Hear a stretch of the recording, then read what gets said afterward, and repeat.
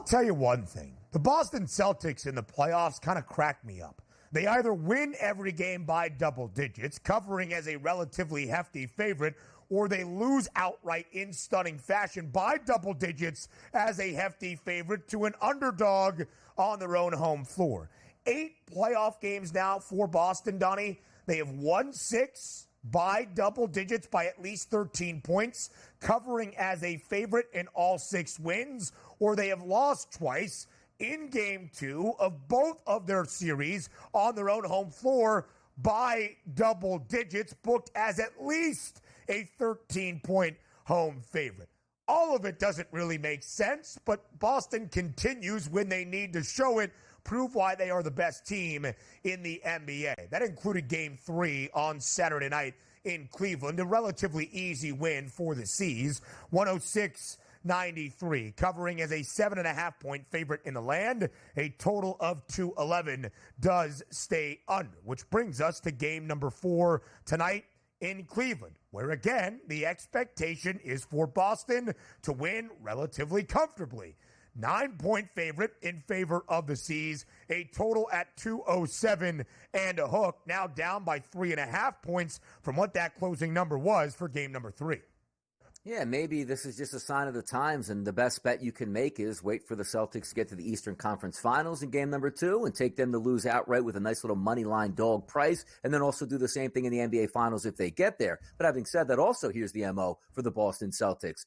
Let's win the first game, let's lose the second game, and then say, all right, enough of this nonsense. You got our attention. Let's wipe these teams off the court. 106-93 on the road, easily handling the Cleveland Cavaliers, and some of us, including myself, expect probably the same sort of effort tonight.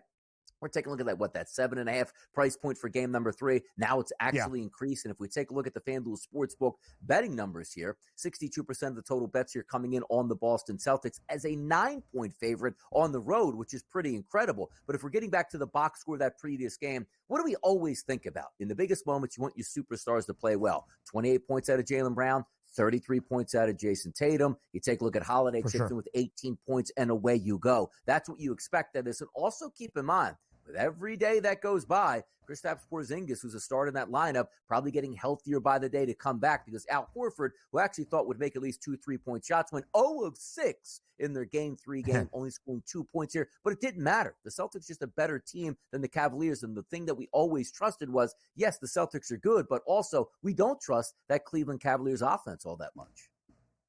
No, we certainly do not. And Cleveland stays under 95 once again. They scored over 100 on the road for the first time of this playoffs in game number 2 inside TD Garden. 118, absolutely shellacking the Boston Celtics. But it's a similar story now for the second round set for Boston as we saw in the opening round against Miami. Uncharacteristically, or maybe it is characteristically at this point, lose game number 2 in a stunner, make a statement like, all right, now you guys woke up the big dog in game number 3. I still am a little bit wary of that being the winning recipe for Boston moving forward. Maybe not in the Eastern Conference Finals, but into the NBA Finals. But still, Boston in game 3 takes heavy advantage. And Donnie, to your point, it was a 7.5-point spread in favor of the Celtics for that third game. It's now 9 tonight. The 7.5-point spread in game 3 was the shortest number in favor of the Celtics in any of their 8 postseason games so far. They have been at least a 9-point favorite, including tonight, in all of the other 8. That is the expectation from the odds makers for Boston. And again, they're 6-2 straight up in this postseason. They are also 6-2 against the spread.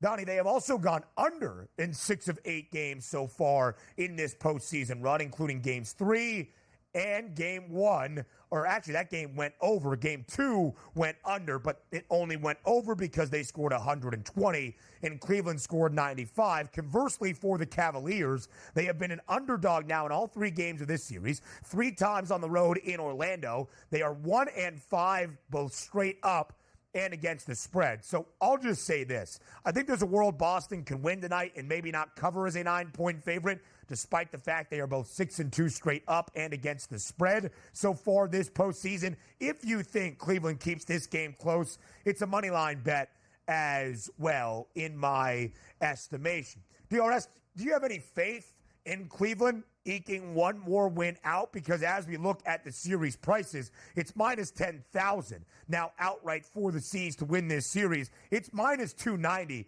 for this to be the second consecutive gentleman's sweep for Boston so far in these playoffs. Yeah, not loving it here, but this is what we expected, right? It's really hard in the NBA to get sweeps. It's not, well, they should have swept the Heat, they should have swept the Cavaliers, nonsense stuff. And maybe you shouldn't lose a game on your home court, but having said that, they've rebounded quite well from round number one, losing a game number two, to wiping the Heat off the board. And then you're going to see it with the Cleveland Cavaliers. And again, a lot of respect towards the Celtics tonight as a 9-point favorite. But if I'm being honest, go back to game number three here.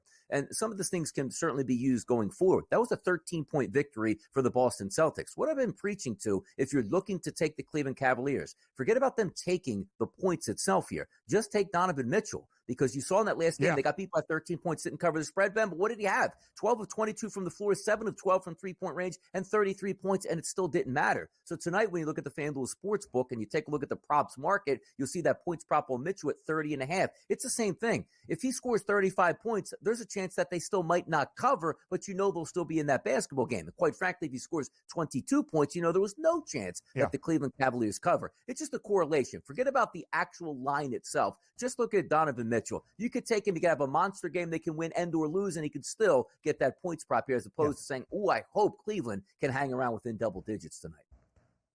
Really good point. 30.5, the number, as Donnie mentioned, even money on the over, not the expected outcome, but Spida has scored at least 29 points for Cleveland in 6 straight games, 31 plus in 5 of those 6 over this points prop for tonight. Game high 33 points alongside Jason Tatum on the other side, who had 33 in game number 3. First time in this postseason run for Boston that Tatum has scored 30 or more. Again, it's minus 290 for the Celtics to win this series in 5 games. And Donnie, we showed those odds for the Eastern Conference back in the opening hour with how this series is now once again playing out, with how the series between Indiana and New York is shaping up, tied at 2 games all. The Knicks shorthanded, a very slight favorite for game number 5 tomorrow night inside Madison Square Garden. Everything is coming up Boston. They're minus 600 to win the Eastern Conference crown at this moment, and the Knicks still have the second best price out east at plus 850. We did this case with Connecticut. We have compared UConn to other teams in terms of what is the rightful favored number, even approaching minus money. Now UConn never got to minus 600, even in that national championship game against Purdue. But it's the same argument in terms of trying to find value elsewhere. We pointed to teams, or maybe we failed to point to teams, Donnie, that could truly match up against UConn. Could you favor a team against the Huskies? No, at least in the Eastern Conference. There's no team I point to and say, hey, now that's a test for the Celtics on the horizon. Exactly, and that's where we're going to have to wait till the NBA Finals here. But also, you can't win a championship unless you get to the NBA Finals. The Celtics a much easier path than anybody out there in the Western Conference. Also, big news for tonight as well that you probably want to watch out for. Donovan Mitchell and Jared Allen both listed as questionable. Now, one's a good sign. Jared Allen, he's questionable, which means there's a chance that he possibly could play. We'll see if he does. But Donovan Mitchell, questionable with that calf injury, that's never a good sign. So maybe you should watch some of the tea leaves a little bit later in this afternoon. And also because, hey, he might go for 13 points in the first quarter and then has that heat pack around his calf, and said and done, it's a wrap on that game tonight. So buyer beware of Donovan Mitchell if he has a little bit of an issue with that calf strain. Props listed for Spida. No props out just yet for Jared Allen in this series.